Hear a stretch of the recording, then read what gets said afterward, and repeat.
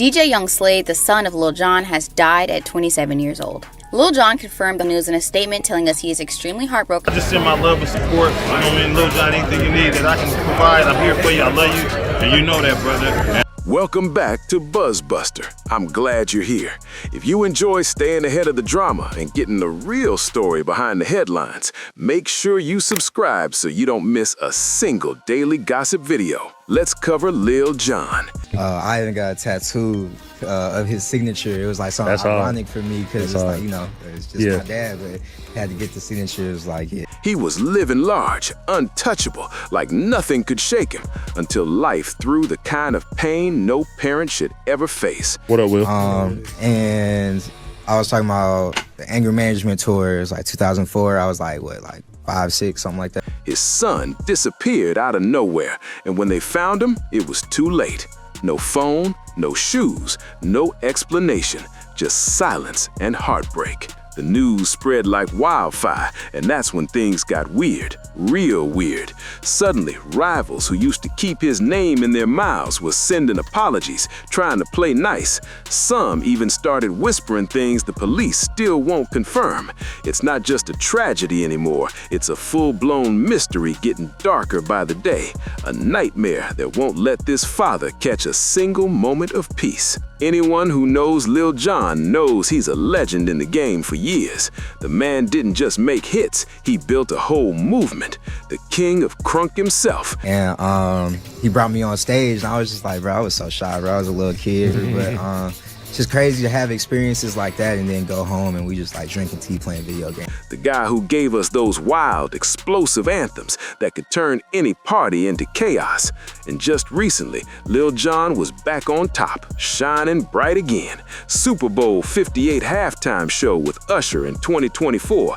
Yeah, that was his big comeback. The energy was insane. He had new music dropping, new projects buzzing, and that classic Lil Jon fire burning again. It felt like everything was finally lining up for another legendary run. Then suddenly, boom, everything came crashing down. No warning, no signs, just devastation. His world flipped upside down overnight. No amount of fame, money, or success could prepare him for this. His son was gone, and the way it all went down left everyone shocked, confused, and demanding answers.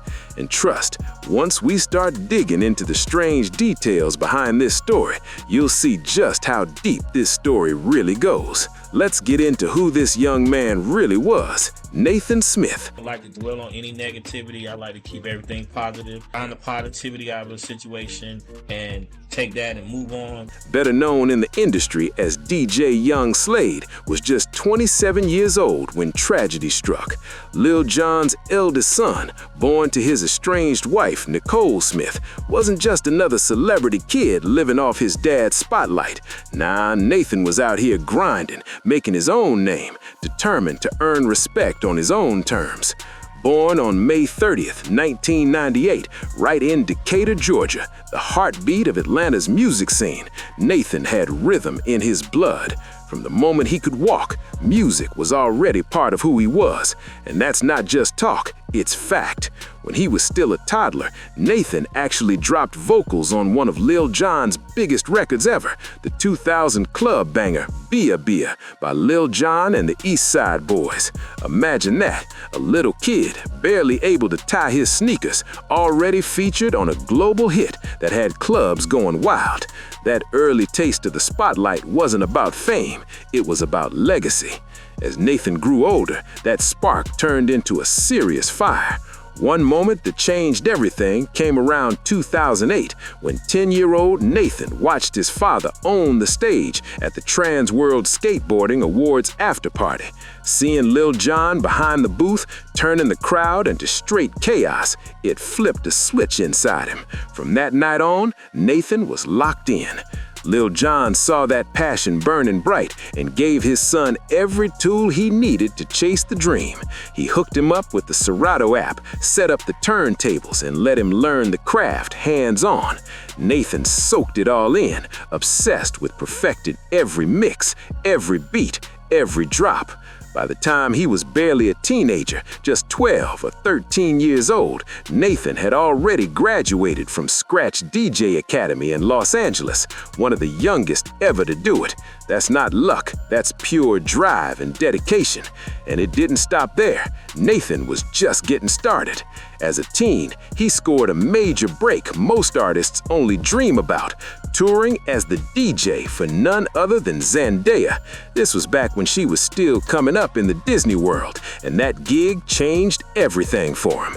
For a naturally quiet kid, stepping onto massive stages forced him to come out of his shell, to own the spotlight, to shine. I was trying to just be kind of political correct. I ain't really want to tell what really happened, but the group broke up because of the... You could feel the pride in his voice every time he spoke about being Lil Jon's son. It wasn't about name dropping, it was about legacy. Their bond ran deep, real deep.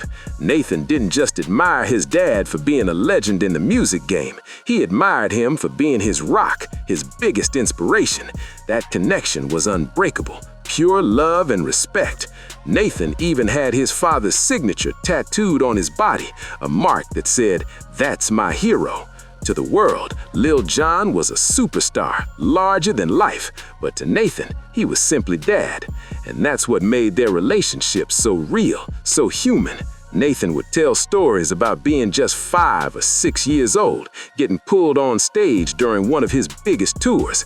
Picture it, a tiny kid standing next to Lil Jon, thousands of fans screaming, lights blasting, speakers shaking the ground, and he's right there, holding his dad's hand.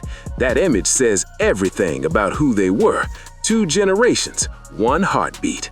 On stage, Lil Jon was pure madness, loud, wild, the ultimate hype king. But behind the scenes, it was different. At home, it was just father and son, chilling out, sipping tea, gaming, laughing together. That's the Lil Jon most people never saw. That's the peace and love the world lost when Nathan passed. But Nathan didn't stop at family pride. He carved out his own lane in the industry. He graduated from NYU's prestigious Tisch School of the Arts, Clive Davis Institute of Recorded Music, in May 2020, majoring in audio engineering and production. That's serious work ethic. And after that, Nathan's talent started making real waves. He co-produced Get It Girl by Sweetie in 2021, a track that ended up on HBO's Insecure and even got featured in a Beats by Dre headphones ad. Nathan wasn't just chasing music, he was mastering it, proving that he was destined to carry his father's legacy into a whole new era. And it didn't stop there. Nathan's rise was only getting bigger. As a teen, he landed a massive gig touring as the official DJ for Zendaya. This was back when she was still coming up in the Disney world, and for a quiet, humble kid like Nathan, that moment changed everything. It pushed him to step into the spotlight, on the stage, and let his talent shine. Money head, man. What my money? What money? You could always hear the pride in his voice when he talked about being Lil Jon's son. It wasn't about fame, it was about family. About carrying that legacy forward. The bond between them was powerful, something real. Nathan looked up to his dad not just as a music legend, but as his biggest source of strength and inspiration. Their connection ran deep, unbreakable. Nathan even had Lil Jon's signature tattooed on his body, like a permanent reminder of where he came from. To the rest of the world, Lil Jon was a superstar, a global icon. But to Nathan, he was just dad. That's what made the relationship so raw, so genuine. Nathan often reminisced about being brought on stage as a tiny 5 or 6-year-old during one of his father's huge tours. Imagine it, a little boy standing next to Lil Jon, thousands of fans screaming, lights flashing, bass shaking the whole place, and he's right there, holding his dad's hand. That moment said everything about who they were together. On stage, Lil Jon was the wild hype king, loud, electric, unstoppable. But behind the curtain, it was just father and son, relaxing, sipping tea, gaming, laughing like any other family. That softer, more peaceful side of Lil Jon is something few people ever got to see. And that's the kind of warmth and love the world lost when Nathan passed. But Nathan didn't stop at family pride. He was building a legacy of his own. In 2020, he graduated from NYU's Tisch School of the Arts, Clive Davis Institute of Recorded Music, majoring in audio engineering and production. That's not a small feat. That's serious dedication. After graduation, his career took off fast. He co-produced Get It Girl by Sweetie in 2021, a track that landed on HBO's Insecure and even got featured in a Beats by Dre headphones ad. But he didn't stop there. He leveled up again, working on Ice Cube's 2024 album, Man Down. That's big-time industry credit, showing he wasn't just part of the scene, he was reshaping it, and his name kept rising. Nathan was featured on MTV's Family Legacy Season 2, which premiered on Paramount Plus in March 2025. He was on the right path, moving smart, staying focused, and building something real for himself. A young man doing everything right. That's what makes what happened next so heartbreaking. Because on the morning of February 3rd, 2026, everything changed. Around 6 a.m., Nathan Smith suddenly left his home in Milton, Georgia, under strange and alarming circumstances. No phone, no wallet, no keys, no shoes, nothing. Officials later said he might have been disoriented, possibly in need of help, and some reports even suggested he wasn't wearing clothes when he walked out. Something clearly went wrong that morning. Something serious enough to send this 27-year-old man out into the cold with nothing on him. None of it made sense. To his family, to his friends, to anyone. Immediately, a massive search began. Police, firefighters, and volunteers all joined forces, scouring the area for days. For 3 long days, there were no answers. Just fear, confusion. The question, it was almost everybody's attitude changed. Like, everything wasn't the same no more when I started asking all these. In silence. Then, on February 6th, 2026, at around 11:53 a.m., everything came crashing down. Divers with the Cherokee County Fire Department discovered a body in a pond at Mayfield Park, not far from Nathan's home. That body was soon confirmed to be Nathan Smith, DJ Young Slade. Just like that, a bright, talented life was gone at only 27 years old. A future filled with promise, ambition, and heart suddenly cut short. The loss shook not just his family, but the entire music community that had watched him grow from a child prodigy into a rising star. It left behind one painful question echoing through everyone's mind. What really happened to Nathan Smith? Authorities were quick to say there were no signs of foul play. But here's where it gets interesting. The Milton Police Criminal Investigations Division also announced the case would remain open and active. That means it's not closed, not finished, not fully explained. And yet the public hasn't been given much else. No autopsy results, no toxicology report, no detailed breakdown of what really happened. Just a chilling timeline. A 27-year-old man runs out of his home with no phone, no wallet, no shoes, and days later, he's found lifeless in a nearby pond. That's the official version. But for a lot of people, something about it just doesn't sit right, especially when you factor in who his father is and the kind of pressure, attention, and enemies that can come with decades of fame. When you reach a certain level in the music game, you don't just gain fans. You cross paths with powerful figures, tough competitors, and people who don't always clap for your success. To really understand the weight of this story, you've got to understand Lil Jon himself, not just the party legend the world sees, but the man behind the image. Jonathan H. Smith, better known as Lil Jon, was born on January 17, 1971 in Atlanta, Georgia. He grew up in Southwest Atlanta as the oldest of 5 kids. His father was an aerospace engineer with a military background, which means Lil Jon didn't come from chaos. He came from structure, discipline, and a solid working-class foundation. At Frederick Douglass High School, Jon found his rhythm early. He joined the marching band and started DJing basement parties that quickly built a name for him around the city. By just 15 years old, he was already known locally for setting off packed parties that had Atlanta buzzing. After high school, he pushed even deeper into the music scene, landing a job as an A&R at Jermaine Dupri's So Def Recordings. That wasn't luck, that was hustle. He climbed fast, eventually becoming executive vice president of A&R and executive producing the So Def Bass All Stars compilation series. Then came 1995, and that's when the energy shifted. The sound in Atlanta was changing, and Lil Jon was right in the middle of it. He linked up with Big Sam and Lil Bo, forming Lil Jon and the East Side Boys. And just like that, the crunk revolution was born. No, because they just see the private jets and the trips and all that. They don't realize, sometimes you can't go nowhere because people... The music got louder, the beats hit harder, the movement exploded. And Lil Jon didn't just ride the wave, he helped create it. This sound was wild, raw, and packed with unstoppable energy, the kind that made crowds lose control the second the beat drummed. When that bass kicked in, it wasn't just music, it was chaos in the best way possible. Before long, Lil Jon and the East Side Boys weren't just running Atlanta, they were taking over the whole hip-hop scene. Signed to TVT Records, they leveled up fast. In 2002, they dropped Kings of Crunk, and that album exploded, going multi-platinum and shaking the industry to its core. Then came Crunk Juice in 2004, hitting just as hard and keeping their reign loud and dominant. But Lil Jon wasn't just the voice hyping the crowd, he was the mastermind behind the boards. He produced monster records that defined an era. He helped craft Usher's Yeah, a smash hit that won a Grammy for Best Rap Sung Collaboration in 2005. And that was only the beginning. He was behind hits for Sierra, the Yin Yang Twins, Petey Pablo, and a whole wave of artists who ruled the clubs back then. Everything Lil Jon touched turned into a party anthem. His signature sound didn't just trend, it shaped a whole generation of nightlife and radio.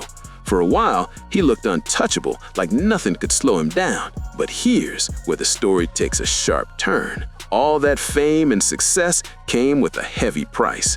When the money gets big, so do the problems, and not everyone in the room plays fair. The first major enemy Lil Jon faced wasn't some rival rapper, it was his own label, TVT Records, run by Steve Gottlieb. TVT was accused by several artists, including Lil Jon and Pitbull, of withholding royalties and mishandling promotions. What was supposed to be a powerful partnership started turning into a messy battle over money, contracts, and respect. That's when the shine started to fade behind the scenes. Lil Jon even spoke publicly about the situation. Most people couldn't deal with this life. He kept his tone calm, professional, positive, but if you really listened, you could hear the frustration between the lines. On the surface, he looked like a man who had accepted the situation, but underneath, there was disappointment, there was tension. The truth is, the same man who helped turn TVT into one of the biggest independent labels in the country felt like he wasn't being treated fairly by the very people who benefited from his success. Behind the hits, behind the awards, behind the hype, there was a storm building that most fans never saw. Even though Lil Jon kept it classy, saying he didn't like sitting in negativity, the fallout from that label battle was real and it cut deep. That's just who he is. He tries to stay positive even when the pressure is heavy and the odds are stacked high. But let's be real, the damage was already done. The feud with TVT Records didn't just hurt feelings, it stalled his career. His long-awaited solo album, Crunk Rock, originally set to drop in 2006, didn't actually come out until 2010. That's a 4-year delay. 4 years of lost momentum, 4 years of missed opportunities, 4 years of watching the industry move on without you. And this was an industry he helped build. Think about that. 4 whole years gone because of behind-the-scenes business drama. Then, in 2008, TVT Records collapsed, filing for bankruptcy after losing millions in lawsuits. The label that once looked powerful fell apart fast, and when it did, every artist on that roster was left stuck in limbo, waiting, watching, trying to figure out their next move. But the label issues were only part of the storm. What really hit hard came next when people close to him started turning into critics. One of those voices was Big Sam, an original member of Lil Jon and the East Side Boys, and he didn't stay quiet. Big Sam went public and spoke openly about why the group broke up, and it got messy. According to him, it all came down to one word: money. He said once he began asking questions about where his earnings were going, the whole energy shifted overnight. That simple question, "Where's my money?" became the spark that split one of the most iconic crunk groups in history. Big Sam wanted clarity about royalties, mechanical payments, and record sales, but the moment he started pushing for transparency, things changed. What once felt like brotherhood turned distant and tense. The vibe went cold. After Crunk Juice dropped in 2004, Lil Jon officially separated from Big Sam and Lil Bo, bringing an end to the group that had built the Crunk empire from the ground up. What started as a movement full of energy and unity ended in business disputes and broken trust. And just like that, another chapter of Lil Jon's journey closed. Loud on the outside, but complicated behind the scenes. The split wasn't just about contracts and paperwork. The drama spread way beyond business. Soon, voices from Memphis jumped into the conversation.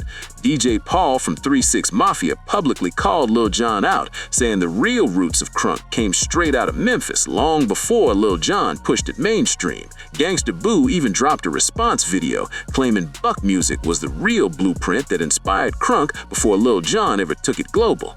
The debate got loud and it got personal. And it didn't stop there. Artists from his own city started speaking up too. I don't know how that feels, but I'm sure I know it's devastating for him. So, like I said, my condolences go out to him and his family. Dem Franchise Boys, one of Atlanta's hottest groups in the mid-2000s, accused him of borrowing from their snap sound without giving proper credit. They felt their vibe helped shape the wave, and they wanted acknowledgement. When you line all these moments up, it paints a crazy picture. Lil Jon had critics coming from every direction. The label that was supposed to support him turned into a legal nightmare. Group members felt like they weren't paid fairly. Memphis legends questioned his originality. Even fellow Atlanta artists felt overlooked. That's layers of tension, years of quiet resentment, rivalries stacking up one after another. Lil Jon knew what it felt like to have the spotlight on him at all times. The pressure builds different when the world is watching your every move, and it hits harder when people you once stood beside start standing against you. He's always been honest about the darker side of fame, the part that doesn't show up in music videos. Sure, the private jets, flashing lights, and luxury trips look amazing from the outside, but behind that shine, there's isolation, there's stress, there's emotional weight most people could never imagine. He's carried the pressure of industry beefs, broken partnerships, public criticism, and non-stop expectations for decades. That kind of load can wear anyone down. And now, on top of all that history, he's facing something no parent should ever have to endure, laying his firstborn son to rest. The same man who built a career turning struggle into sound is now living through a silence deeper than any beat drop. Then something unexpected happened, something powerful. When Nathan Smith passed away, the entire hip-hop world, an industry known for grudges, pride, and long-running feuds, paused. Rivalries went quiet. Egos faded. For a moment, the noise stopped. People who once threw shade, argued, or competed with Lil Jon all came together under one heartbreaking reality. The tone changed overnight. Messages poured in. Calls were made. Some showed up in person. Others reached out privately, but the message was the same. We're sorry. We're here for you. Your son didn't deserve this. The same voices that once went head-to-head with him were now standing beside him. And that moment revealed a different side of hip-hop, the side built on real love, real loyalty, and shared pain. One of the first major figures to speak out was Bay Area legend E40, and that meant something big. In hip-hop, regional pride runs deep. Atlanta has its lane. The Bay has its lane. There's always been that competitive edge. But when tragedy struck, none of that mattered. E40, who had been close with Lil Jon for years, shared a message so emotional you could hear the pain in his voice. He didn't just offer condolences, he called Nathan his nephew. That's not industry talk, that's family talk. That word carries weight. It shows how tight their bond really was. He spoke openly about how much Nathan meant to him and how connected their families had become over the years. Just months before this heartbreaking loss, E40 and the Smith family had appeared together on Family Feud, laughing, joking, celebrating life on national TV. The energy back then was pure joy, no tension, no drama, just family vibes and smiles. Nobody could have predicted what was coming next. Now here was E40, one of hip-hop's most respected voices, standing in front of a camera with his voice cracking, talking about how much he was gonna miss Nathan. That shift hit hard. And then he said it plain and simple. Anything you need, I'm here for you. That's what real love sounds like. Not for attention, not for headlines, not for clout, just straight from the heart. That's what it looks like when a community drops the competition and stands united in grief. It reminded everyone watching that behind the fame, behind the rivalries, behind the loud music and bigger personalities, there are real people, real families, real pain. And the support didn't stop with hip-hop. The love spread far beyond music. Even Shaq O'Neal, one of the biggest names in sports and entertainment, reached out personally to Lil Jon. When legends from totally different worlds connect like that, it shows how deep this loss really hit. Nathan's life and his father's pain touched people everywhere. Shaq didn't just post a quick message and keep it moving. He picked up the phone and called Lil Jon himself. That's real friendship. He wanted Jon to hear his voice, to feel that support directly. Shaq admitted he couldn't even imagine what it's like to lose a child, but he knew it had to be pain beyond words. For someone of his size, fame, and life-altering presence to speak that openly, that's powerful. That's real emotion. Then came Lil Jon's own statement, the one that shook everybody who read it. You could feel the heartbreak pouring through every sentence. This wasn't a superstar talking to the public. This was a father speaking from a shattered place. He didn't talk about charts or achievements. He didn't mention DJ titles or industry moves. He talked about his son as a human being. He called Nathan the kindest soul you could ever meet, a young man who loved his family deeply and cared about the people around him. That's who Nathan was, not just Lil Jon's son, but a light in the lives of those who knew him. And then Lil Jon shared something that hit even harder. He said that in their final moments together, they made sure to tell each other how much they meant to one another. That line stopped people in their tracks. In the middle of all that pain, there was at least that final exchange of love, a goodbye filled with meaning, something many families never get the chance to have. On Instagram, Lil Jon posted a video montage, clips from Nathan's childhood all the way into his adult years, laughter, music, family memories, real life. Our last times together, we're comforted in knowing that we expressed that very sentiment. The caption was simple. This hurts so bad. I love you, son. Those few words carried more weight than any long speech ever could. The post was instantly flooded with love. Fans, artists, athletes, celebrities from every corner showing support. In another post, he highlighted Nathan's music on Spotify, writing, "Slade released this when he graduated college." Even in grief, he made sure his son's work lived on. That's a father honoring his child's legacy in the middle of unimaginable pain. Lil Jon made it clear how proud he was of his son. He said Nathan loved creating his art and doing it his own way. "I was so proud of him for doing it all on his own." Even in deep pain, Lil Jon made sure the world understood that Nathan wasn't writing anyone's name. He built his own path with his own hands. That independence meant everything to him. And the response? It was massive. Social media lit up across every platform. On X, formerly Twitter, users poured out emotional messages about how heavy this loss felt for the entire hip-hop community. On Instagram, Lil Jon's comment section overflowed with prayers, strength, and love. On TikTok, fans created tribute videos, slideshows of childhood photos, concert clips, remixes of Nathan's tracks. The energy was real. The grief was shared. Everywhere you looked, the message was the same. We're hurting with you. This wasn't just Lil Jon's personal loss anymore. It felt like the culture's loss. Artists, athletes, producers, influencers, people from all corners of entertainment showed up. Old disagreements didn't matter. Competition didn't matter. For a moment, the noise stopped. The industry, known for rivalries, stood still and grieved together. That kind of unity says something powerful. When an entire scene pauses like that, you know the loss runs deep. But even with all the love, all the tributes, all the support, there's still something about this story that won't settle. Something that keeps people whispering. Something that just doesn't sit right. And here's where everything starts to twist. Because what happened after Nathan's passing is what keeps this story alive.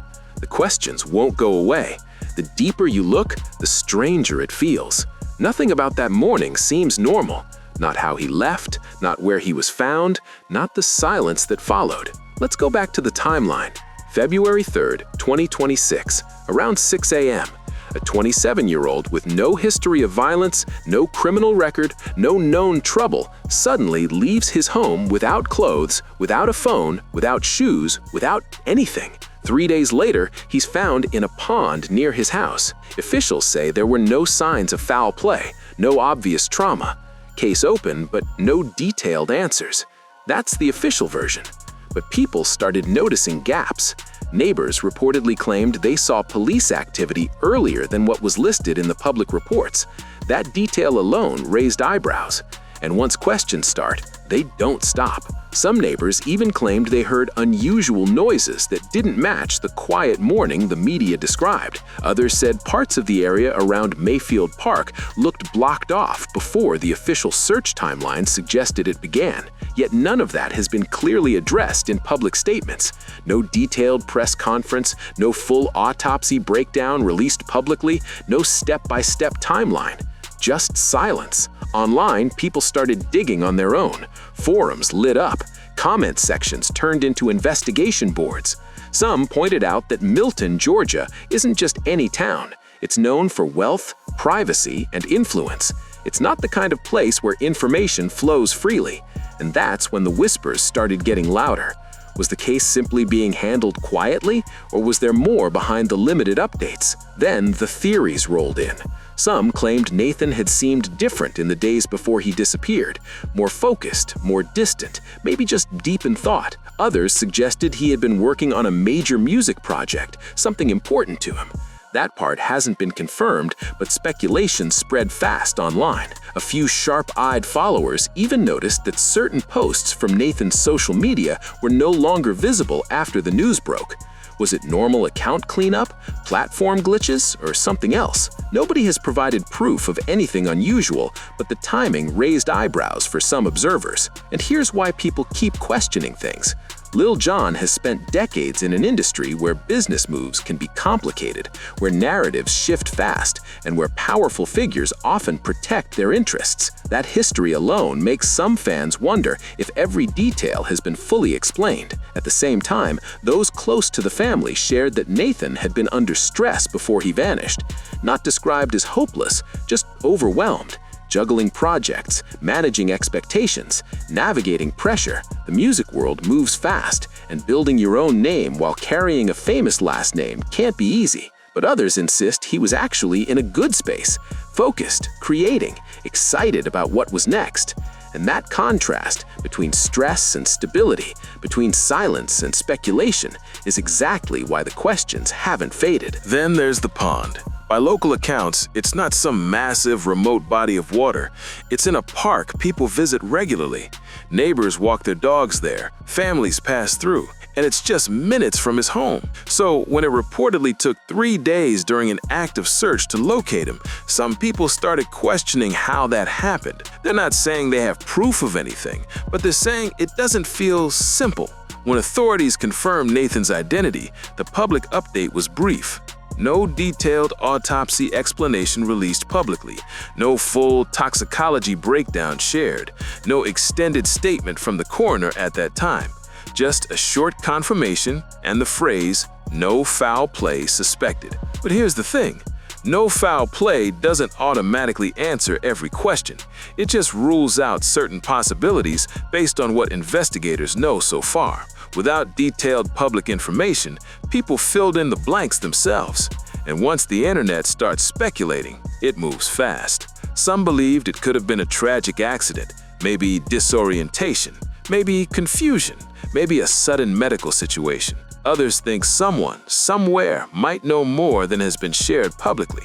There's no confirmed evidence supporting those claims, but the lack of detailed updates has fueled ongoing conversation. Meanwhile, Lil Jon has stayed mostly quiet in public, not because he's ignoring anything, but because grief like that takes everything out of you. He's mourning, he's processing, he's holding his family together during the hardest moment of their lives. At the same time, people close to him have suggested he wants clarity too, quietly asking questions, quietly trying to understand how everything shifted so fast. That's not conspiracy, that's a father wanting answers. And the public can feel that tension, the sense that the story hasn't fully settled, gaps in the timeline, limited public details, an open case that isn't closed but also isn't fully explained. So people keep asking, what truly happened to DJ Young Slade that morning? Was it a tragic accident, a medical emergency, a moment of disorientation that turned fatal,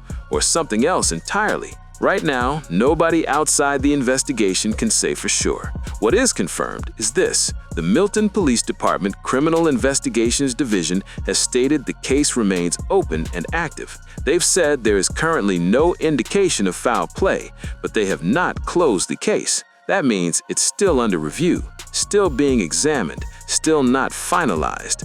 And until clearer answers are released, the questions aren't going anywhere.